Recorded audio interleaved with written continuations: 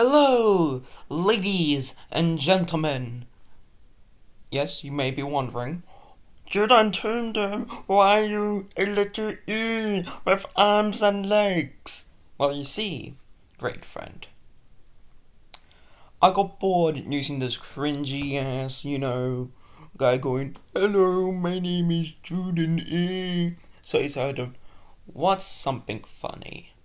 And what's the first thing came to mind was an E with arms and legs. With eyeballs, yes. Anyway, enough about me being the letter E. Now let's talk about why people use Compsognathus in Jurassic World Live.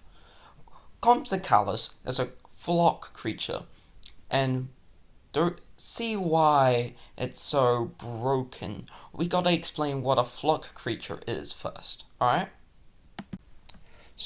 So basically, a flock creature, let's just say there's like three creatures into one creature, and all three of these creatures have their own little health bars, basically. There are some attacks that, like do damage to multiple of them, or just the normal attacks that normally just kill one.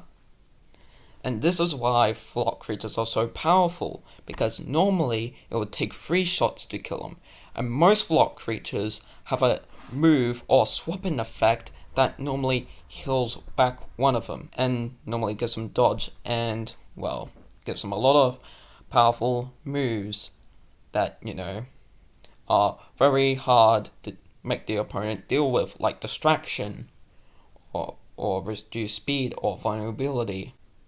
And now, let's talk about Compsognathus's movesets. First off, we have Cleansing Strike. Basically removes flippin' attack increase, makes its critical chance basically 100 for that turn, and also gives reduced damage by 50%. Now on to the move Hop and Mock. It's a priority hit that self-cleanses all bad effects, so like vulnerability, bleed, reduce damage, all that type of stuff. Dodge, well, 60.7% dodge, basically, dodge is quite annoying to get rid of, so basically making your big hit do like a counter attack, The only way to get rid of, like, dodge is with resilient, so, or for precise hits. And, well, the dodge lasts around 2 attacks, so counter hits doesn't do anything, so, And, well, for the opponent's creature, it removes all positive effects that it has on it. So, say goodbye to your attack increase. Now, it's time for its final move, called Alert Security, if I'm saying it right. So basically, it's its big hit. But it's not its normal big hit that does a bunch of damage to the opponent and gives it distraction. So, no, it does not just do that. It recovers 1 flock, so it gains back 1/3 of its health. So, it'll take 4 turns to kill it. Or you use a group hit, or the example that I'm gonna use when we get to it. Now we will move on to Compsognathus's abilities. First off, it has no escape. Self-explanatory. Basically, you cannot swap unless you have swap prevention.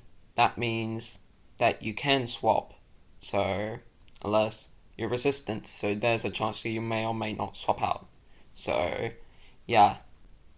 And now, for its next ability, Alert the Flock. So basically, a swap-in move is basically, how in the last video, how I explained Woolly Rhino was a swap-in damager?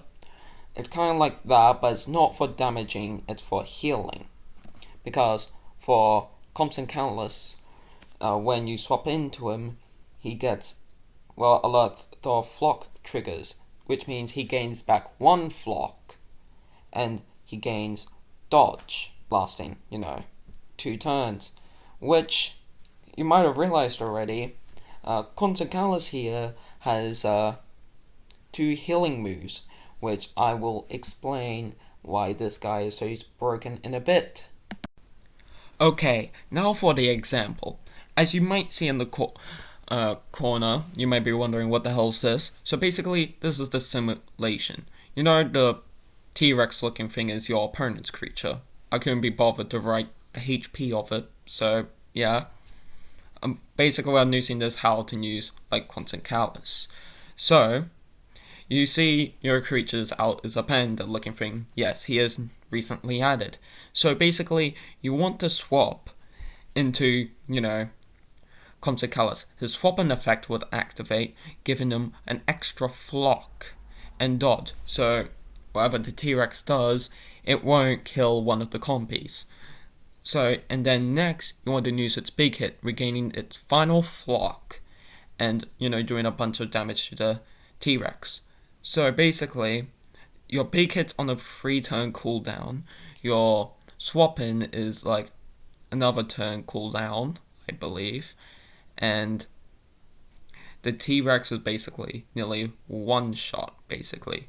You'll normally want to save this until you like midway through the game, So basically you kind of know what your opponent has. Basically, this is like how I think you should do it, but honestly, I'm a stupid poo-poo brain man, so don't take my word. Probably some sweat guy's gonna comment like 14 paragraph essay of how to use this creature. So, yeah.